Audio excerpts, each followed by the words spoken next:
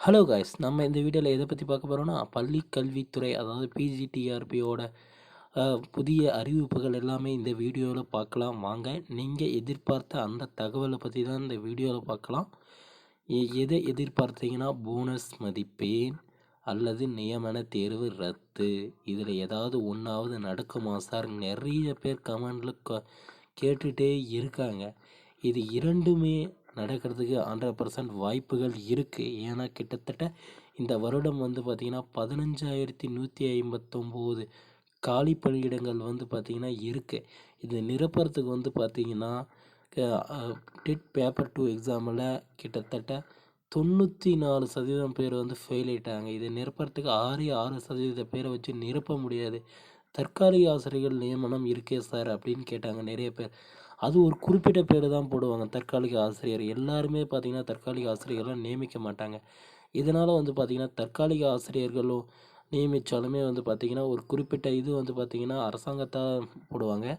அதுக்கு முழு ஈடுபாடு வந்து பார்த்திங்கன்னா இப்போ நியமன தேர்வை ரத்து பண்ணியே ஆகணும் அப்படின்ற நிறைய தலைவர்கள் எல்லாமே சொல்லிட்டு தான் இருக்காங்க. அது மட்டும் இல்லாமல் வந்து பார்த்திங்கன்னா போனஸ் மதிப்பெண் வழங்க சொல்லி பார்த்திங்கன்னா நிறைய பேர் கோரிக்கை வச்சுட்டே இருக்காங்க நிறைய தேர்வர்கள். இந்த போனஸ் மதிப்பெண் வந்து பார்த்திங்கன்னா ஏன் இவ்வளோ இது வைக்கிறாங்க அப்படின்னா, கிட்டத்தட்ட நிறைய பேர் வந்து பார்த்திங்கன்னா ஜஸ்ட் மிஸ்ஸில் போயிட்டு இருக்குது அப்படின்ற மாதிரி சொல்லியிருக்காங்க.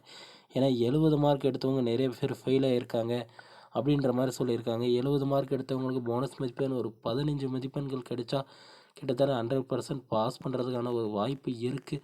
இது மட்டும் இல்லாமல் வந்து பார்த்திங்கன்னா நியமன தேர்வு ரத்து பண்ணாங்கன்னா நிறைய பேர் வேலைக்கு போகிறதுக்கும் ஒரு வாய்ப்பு இருக்குது.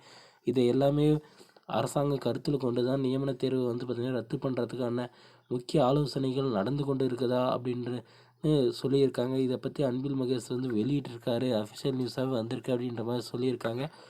இது மட்டும் இல்லாமல் வந்து பார்த்திங்கன்னா இந்த வருடத்துக்கான 2022-23 கல்வியாண்டு முடிய போதுங்க. இப்போ கிட்டத்தட்ட அடுத்த கல்வியாண்டுக்கு வந்து பார்த்திங்கன்னா புதிய ஆசிரியர்கள் நியமித்தே ஆக வேண்டும்ன்ற சூழ்நிலையில் அரசாங்கம் இருக்கிறதுனால வந்து பார்த்திங்கன்னா இப்போது நெக்ஸ்ட்டு என்ன செய்வது அப்படின்னு அறியாமல் இருக்காங்க. இதுக்கெல்லாம் வந்து பார்த்திங்கன்னா போனஸ் மதிப்பெண் ப்ளஸ் நியமன தேர்வு ரத்து, இது ரெண்டுமே செய்யணும். 149 அரசாணையை வந்து பார்த்திங்கன்னா ரத்து பண்ணிவிடுவாங்க அப்படின்ற மாதிரி தான் நிறைய அரசியல் தலைவர்கள் எல்லாமே கோரிக்கை வச்சுருக்காங்க. இதெல்லாமே பொறுத்து இருந்து தான் பார்க்கணும். கண்டிப்பாக வந்து பார்த்திங்கன்னா இன்னும் ஓரிரு தினங்களில் வந்து பார்த்திங்கன்னா இதான அஃபிஷியல் நியூஸ் எல்லாமே டிஆர்பியோட அஃபிஷியல் வெப்சைட்லேயே வந்துடுங்க. நியமன தேர்வு ரத்து, இல்லைன்னா போனஸ் மதிப்பெண் ஒரு 10லேருந்து 15 மதிப்பெண் வந்து கொடுத்துருப்பாங்க.